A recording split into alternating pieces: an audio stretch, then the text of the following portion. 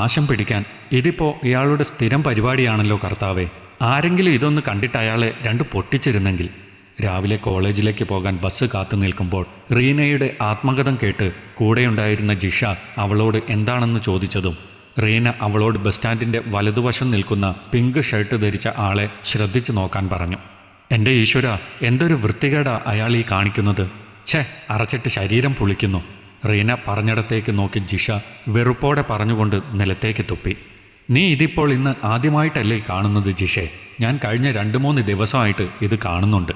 ഞാൻ ബസ് സ്റ്റാൻഡിൽ എത്തിക്കഴിഞ്ഞാൽ ഉടനെ അയാളും വരുന്നത് കാണാം. എന്നിട്ട് ഞാൻ കാണുന്ന വിധത്തിൽ നിന്നിട്ട് ഇതാണ് പരിപാടി. ഇവിടെയാണെങ്കിൽ മറ്റു യാത്രക്കാരൊന്നും അധികം ഉണ്ടാവില്ല.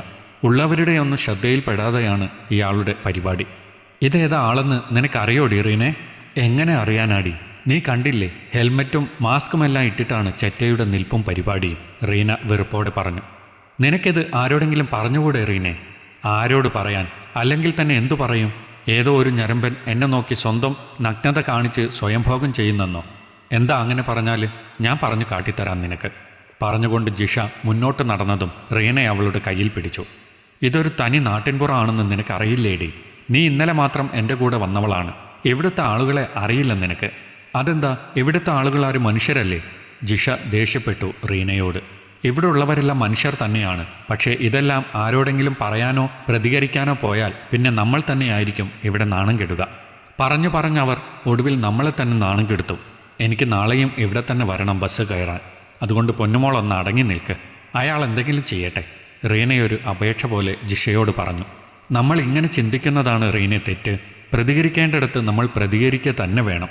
പറഞ്ഞുകൊണ്ട് ജിഷ ആ മനുഷ്യൻ്റെ ശ്രദ്ധയിൽപ്പെടാതെ സ്വന്തം ഫോണെടുത്ത് അയാളുടെ പ്രവർത്തികൾ റെക്കോർഡ് ചെയ്യാൻ തുടങ്ങി. അയാളാവട്ടെ ഇതൊന്നും അറിയാതെ അവരെ നോക്കി സ്വന്തം വികാര തീവ്രതയുടെ പാരമ്യത്തിൽ നിൽക്കുകയായിരുന്നു. അപ്പോൾ എടീ മതി, ബസ് വരുന്നു, നീ വേഗം വാ. ഫോണുമായി നിൽക്കുന്ന ജിഷയെ പിടിച്ചു വലിച്ച് റീന വേഗം ബസ്സിൽ കയറി. തിരിഞ്ഞു നോക്കുമ്പോൾ അയാളൊന്നും അറിയാത്തൊരു സാധുവായി ബസ്സിലേക്ക് നോക്കി നിൽക്കുന്നുണ്ടായിരുന്നു. ഹലോ, ഇന്ന് എന്തു പറ്റി? ആത്മമിത്രങ്ങൾ രണ്ടും വളരെ സൈലൻ്റ് ആണല്ലോ. എന്തുപറ്റി രണ്ടാൾക്കും? ചോദിച്ചുകൊണ്ട് രാഖി തൻ്റെ പ്രിയ സുഹൃത്തുക്കളായ റീനയ്ക്കും ജിഷയ്ക്കും അരികിലിരുന്നു. എന്തുപറ്റി രണ്ടാൾക്കും? എന്താണ് റീന, നിന്റെ വീട്ടിൽ ഇന്നലെ നിൽക്കാൻ വന്നപ്പോഴുള്ള സന്തോഷമൊന്നും ജിഷയുടെ മുഖത്ത് ഇന്നില്ലല്ലോ. എന്താണ്, നീ അവളെ നന്നായി സൽക്കരിച്ചില്ലേടി? സൽക്കാരത്തിനൊന്നും ഒരു കുറവും ഉണ്ടായിരുന്നില്ല മോളെ. നിന്റെ വീട്ടിൽ വന്നപ്പോൾ ഉള്ളതുപോലെ തന്നെ അടിപൊളിയായിരുന്നു റീനയുടെ വീട്ടിലും, ജിഷ പറഞ്ഞു. പിന്നെ എന്തു പറ്റിയടോ രണ്ടാൾക്കും? ഇന്നലത്തെ വിശേഷങ്ങൾ പോലും നിങ്ങൾ പറഞ്ഞില്ല എന്നോട്. ഞാനും നിനക്കൊപ്പം റീനയുടെ വീട്ടിലേക്ക് വരാനിരുന്നതല്ലേ. അമ്മയ്ക്ക് പെട്ടെന്ന് ശ്വാസം മുട്ടൽ കൂടിയതുകൊണ്ടല്ലേ എനിക്ക് വരാൻ പറ്റാഞ്ഞത്. എന്നിട്ട് എന്നോട് നിങ്ങളൊന്നും മിണ്ടാതെ ഇരുന്നാൽ ഞാൻ എന്താ കരുതേണ്ടത്? സങ്കടത്തോടെ രാഖി ചോദിച്ചതും റീന അവളുടെ കയ്യിൽ പിടിച്ചു. ഏയ്, ഇതൊന്നുമല്ലടി. നിന്റെ അമ്മയെ ഞങ്ങൾക്കറിയുന്നതല്ലേ. പിന്നെന്താ നിങ്ങൾക്ക് പറ്റിയത് പറ. ഞാൻ കഴിഞ്ഞ ദിവസം നിന്നോട് പറഞ്ഞില്ലേ, ഞാൻ ബസ് കയറുന്ന സ്റ്റോപ്പിൽ 2-3 ദിവസമായിട്ട് ഒരാളെ കാണുന്നതും അയാൾ എന്നെ നോക്കി വൃത്തികേട് കാണിക്കുന്നതിനെ പറ്റിയെല്ലാം. പറഞ്ഞു. നിന്നോട് അയാളുടെ കർണക്കുറ്റി നോക്കി ഒരെണ്ണം പൊട്ടിക്കാൻ ഞാനും പറഞ്ഞതല്ലേടി?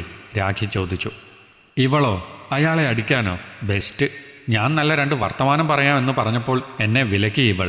നാട്ടിൻപുറമാണ്, ആനയാണ്, ചേനയാണ്, എല്ലാവരും നമ്മളെ കുറ്റം പറയും എന്നെല്ലാം പറഞ്ഞിട്ട് ജിഷ ദേഷ്യത്തിൽ പറഞ്ഞു. ബെസ്റ്റ്. എന്നിട്ട് എന്തുണ്ടായി? എന്തുണ്ടാവാൻ? ഇവളെ നോക്കി അയാൾ എന്തു കാണിച്ചാലും ഇവൾ പ്രതികരിക്കില്ല എന്ന് അയാൾക്ക് മനസ്സിലായി. അതുകൊണ്ട് ഇന്നും അയാൾ സ്റ്റോപ്പിലുണ്ടായിരുന്നു, നല്ല വൃത്തിയായി വൃത്തികേടും കാണിച്ച്. ഛേ, എന്നിട്ട് നീയും അത് കണ്ടിട്ട് പ്രതികരിക്കാതെ വന്നോ ജിഷേ? രാഖി ദേഷ്യത്തിൽ ചോദിച്ചു. പ്രതികരിക്കാനൊന്നും ഇവൾ സമ്മതിച്ചില്ലെന്ന് ഞാൻ പറഞ്ഞില്ലേ. ഞാൻ അയാളുടെ ഒരു വീഡിയോ എടുത്തിട്ടുണ്ട്, ജിഷ പറഞ്ഞു. അതെയോ? Very good. എവിടെ നോക്കട്ടെ? രാഖി ചോദിച്ചതും ജിഷ ആ വീഡിയോ രാഖിയുടെ ഫോണിലേക്ക് അയച്ചു. ഇതിൽ അയാളുടെ മുഖം കാണുന്നില്ലല്ലോ. വൃത്തികെട്ടവൻ ഹെൽമറ്റും മാസ്കും ഇട്ടുകൊണ്ട് ഇറങ്ങിയേക്കുവാ തോന്നിവാസം കാണിക്കാൻ. ആരും തിരിച്ചറിയില്ലല്ലോ. പറഞ്ഞുകൊണ്ട് ആ വീഡിയോയിലേക്ക് ഒന്നുകൂടി സൂക്ഷിച്ചു നോക്കിയതും രാഖിയുടെ നെഞ്ചിനുള്ളിലൂടെ ഒരു കൊള്ളിയാൻ മിന്നി. അവൾ വീണ്ടും വീണ്ടും ആ വീഡിയോയിലേക്ക് സൂക്ഷിച്ചു നോക്കി. വിശ്വാസം വരാതെ എന്ന വണ്ണം അവളുടെ ഇരു ചെന്നിയിലൂടെയും അപ്പോൾ വിയർപ്പ് ചാലിട്ടൊഴുകുന്നുണ്ടായിരുന്നു. ലൈറ്റ് പിങ്ക് ഷർട്ടും കറുത്ത പാൻറ്റും തലയിൽ ചുവന്ന ഹെൽമറ്റും ധരിച്ച ആ മനുഷ്യൻ അപ്പോഴും അവളുടെ കയ്യിലെ ഫോണിലിരുന്ന് സ്വന്തം പ്രവൃത്തി തുടരുന്നുണ്ടായിരുന്നു. ക്ലാസ് തുടങ്ങിക്കഴിഞ്ഞു. ക്ലാസ്സിൽ ശ്രദ്ധിക്കാതിരിക്കാൻ കഴിയാത്തവണ്ണം മനസ്സ് അസ്വസ്ഥമായി കൊണ്ടിരിക്കുന്നത് രാഖി തിരിച്ചറിയുന്നുണ്ടായിരുന്നു. തലവേദനയാണെന്ന് കള്ളം പറഞ്ഞ് ഉച്ചയ്ക്ക് ശേഷം ക്ലാസ് കട്ട് ചെയ്ത് വീട്ടിലേക്ക് പോകുമ്പോഴും തൻ്റെ ധാരണകളെല്ലാം തെറ്റായിരിക്കണേ എന്നൊരു പ്രാർത്ഥനയായിരുന്നു രാഖിയുടെ മനസ്സ് നിറയെ. വീട്ടിലെത്തി ഉമ്മറത്ത് നിൽക്കുന്ന അമ്മയെ കണ്ടപ്പോൾ അവൾ അവരെ കെട്ടിപ്പിടിച്ച് ഒരു ഉമ്മ കൊടുത്തു. ഇന്ന് ഉച്ചവരെയേ ക്ലാസ് ഉള്ളൂ അമ്മ, അതാ ഞാൻ നേരത്തെ വന്നത്. അമ്മയ്ക്കിപ്പോൾ കുഴപ്പമൊന്നുമില്ലല്ലോ അല്ലേ? അവൾ അമ്മയോട് ചോദിച്ചു. എനിക്കിപ്പോൾ വലിയ കുഴപ്പമൊന്നുമില്ല മോളെ, ചെറിയൊരു ശ്വാസമുട്ട് മാത്രമേ ഉള്ളൂ, മരുന്ന് കഴിച്ചാൽ മാറിക്കോളും. അമ്മ എന്തിനാ പിന്നെ മുറ്റത്ത് നിൽക്കുന്നത്? ആ മോളെ, ഞാൻ നമ്മുടെ സൈനബ ഇതിലൂടെ എങ്ങാനും പോകുന്നുണ്ടോ എന്ന് നോക്കി നിൽക്കുകയായിരുന്നു.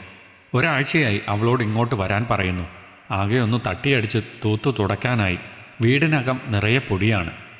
എത്ര പറഞ്ഞിട്ടും ആ പെണ്ണ് വരുന്നില്ലെന്ന്. അപ്പോൾ അവളെ ഒന്ന് നേരിട്ട് കണ്ട് ചോദിക്കാലോ എന്ന് കരുതി. അതെന്താ സൈനത്താത്ത വരാത്തത്? ആദ്യമൊക്കെ വന്നിരുന്നല്ലോ, രാഖി ചോദിച്ചു. ആദ്യമെല്ലാം വന്നിരുന്നു, പിന്നെ അവൾക്ക് വരാൻ എന്തോ മടി പോലെ. അമ്മ പറഞ്ഞു, ഇന്നെന്തായാലും അവളെ കാണുമോ എന്ന് നോക്കട്ടെ. ആ മോളെ, നീ ഊണ് കഴിച്ചില്ലല്ലോ. മേശപ്പുറത്ത് ഞാൻ അച്ഛനുള്ള ഭക്ഷണം എടുത്തു വെച്ചിട്ടുണ്ട്, അത് എടുത്തോളൂ കേട്ടോ. അമ്മ അച്ഛനെക്കുറിച്ച് പറഞ്ഞതും രാഖിയുടെ മുഖം വലിഞ്ഞു മുറുകി. കണ്ണിലൊരു അഗ്നി എരിഞ്ഞുവോ. പറയും പോലെ അച്ഛൻ എവിടെയാ അമ്മേ? ഇവിടെ ഇല്ലേ? വീടിനകത്തേക്ക് നോക്കി രാഖി ചോദിച്ചു. അച്ഛൻ വന്നിട്ടില്ല മോളെ, രാവിലെ നീ പോണതിന് മുമ്പ് പോയതാണ്. ആരെയോ കാണാനുണ്ടെന്ന് പറഞ്ഞു. അമ്മ പറഞ്ഞുകൊണ്ട് നിൽക്കുമ്പോൾ തന്നെ ഗേറ്റ് കടന്ന് അച്ഛൻ്റെ സ്കൂട്ടർ വരുന്നത് കണ്ട് അവൾ അയാളെ നോക്കി. അയാളപ്പോൾ ധരിച്ചിരുന്നത് ലൈറ്റ് പിങ്ക് ഷർട്ടും കറുത്ത പാൻറ്റുമായിരുന്നു. തലയിലെ ചുവന്ന ഹെൽമറ്റ് ഊരി ഹാൻഡിലിൽ തൂക്കിയിട്ട് അയാൾ ചിരിയോടെ രാഖിക്കരികിലെത്തി. മോളെന്താ ഇന്ന് നേരത്തെ വന്നോ? ചോദിച്ചുകൊണ്ടയാൾ അവളുടെ ചുമലിൽ തൊട്ടതും ദേഹത്താകെ പുഴുവരിക്കുന്നത് പോലെ രാഖിക്ക് തോന്നി. അവൾ വേഗം തന്നെ തൻ്റെ മുറിക്കുള്ളിലേക്ക് പോയി. നിറഞ്ഞു തൂവുന്ന കണ്ണുകൾ തുടക്കുക പോലും ചെയ്യാതെ അവൾ ജനാലയിലൂടെ പുറത്തേക്ക് നോക്കി നിന്നു. അമ്മയുടെ തോളിൽ കൈയിട്ട് എന്തോ പറഞ്ഞു ചിരിക്കുന്ന അയാളെ കണ്ടതും അവളിൽ വെറുപ്പും ദേഷ്യവും നുരഞ്ഞു പൊന്തി. ജിഷ അയച്ച വീഡിയോയിലെ മനുഷ്യനെ കണ്ടപ്പോൾ തന്നെ മനസ്സിൽ ഞെട്ടലുളവാക്കിക്കൊണ്ടാണ് ഇത് തൻ്റെ അച്ഛനല്ലേ എന്ന ചിന്ത വന്നത്. എത്ര ഹെൽമറ്റും മാസ്കും ഇട്ട് മറച്ചാലും തനിക്ക് തൻ്റെ അച്ഛനെ എവിടെ കണ്ടാലും തിരിച്ചറിയാം. തൻ്റെ അച്ഛൻ ഇത്തരത്തിൽ ഉള്ള ഒരാളായിരുന്നോ? സ്വന്തം മകളുടെ പ്രായമുള്ള അവളുടെ കൂട്ടുകാരികളോട് എങ്ങനെ ഇത്രയും മോശമായി പെരുമാറാൻ അച്ഛന് പറ്റുന്നു? കഴിഞ്ഞയാഴ്ച ജിഷയും റീനയും ഒരു ദിവസം ഇവിടെ താമസിക്കാൻ വന്നപ്പോൾ അച്ഛൻ അവരോടെല്ലാം എത്ര സ്നേഹത്തോടെയാണ് പെരുമാറിയത്. അതോ അതെല്ലാം അഭിനയമായിരുന്നു? അങ്ങനെയാണെങ്കിൽ സ്വന്തം മകളായ എന്നെയും അച്ഛൻ കാണുന്നത്? ചിന്തകൾ കാടുകയറിയപ്പോൾ രാഖി ഒരു പൊട്ടിക്കരച്ചിലോടെ കിടക്കയിലേക്ക് വീണു. ആകെ സ്തംഭിച്ച ഒരവസ്ഥയിൽ ഒന്നും മിണ്ടാതെ തരിച്ച് രാഖിയുടെ മുഖത്തേക്ക് തന്നെ നോക്കിയിരിക്കുമ്പോൾ അവളുടെ അമ്മ ശ്വാസമെടുക്കാൻ നന്നായി ബുദ്ധിമുട്ടുന്നുണ്ടായിരുന്നു. കൺമുന്നിൽ കാണുന്നതൊന്നും വിശ്വസിക്കാൻ കഴിയാതെ അവർ വീണ്ടും വീണ്ടും രാഖിയുടെ കയ്യിലിരിക്കുന്ന അവളുടെ അച്ഛൻ്റെ ഫോണിലേക്ക് നോക്കി. അതിൽ നിറയെ പല പെണ്ണുങ്ങളുടെയും നഗ്ന ഫോട്ടോസും വീഡിയോസുമായിരുന്നു, സൈനബയുടേത് ഉൾപ്പെടെ.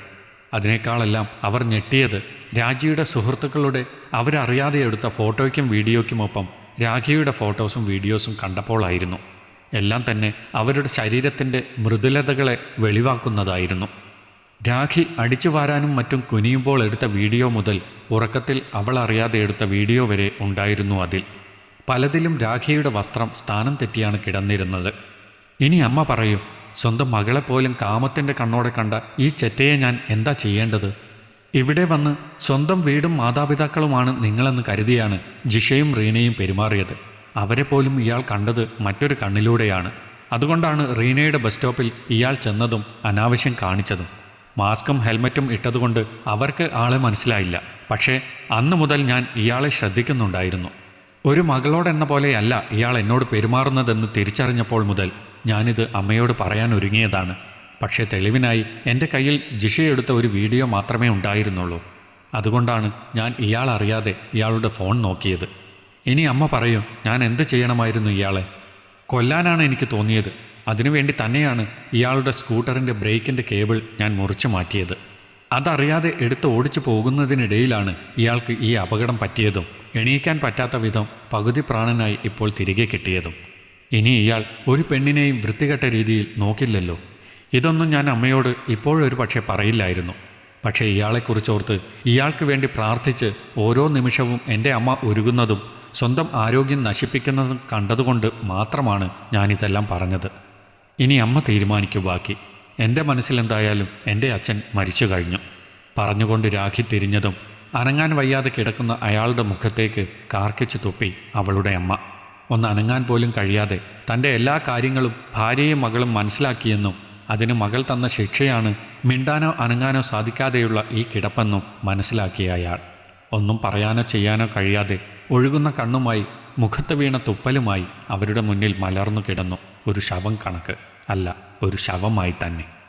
ഈ കഥ നിങ്ങൾക്കിഷ്ടമായെങ്കിൽ ലൈക്ക് ചെയ്യൂ. നിങ്ങളുടെ അഭിപ്രായങ്ങൾ കമൻ്റായി രേഖപ്പെടുത്തൂ. കൂടുതൽ കഥകൾ കേൾക്കാൻ ഈ ചാനൽ സബ്സ്ക്രൈബ് ചെയ്യൂ.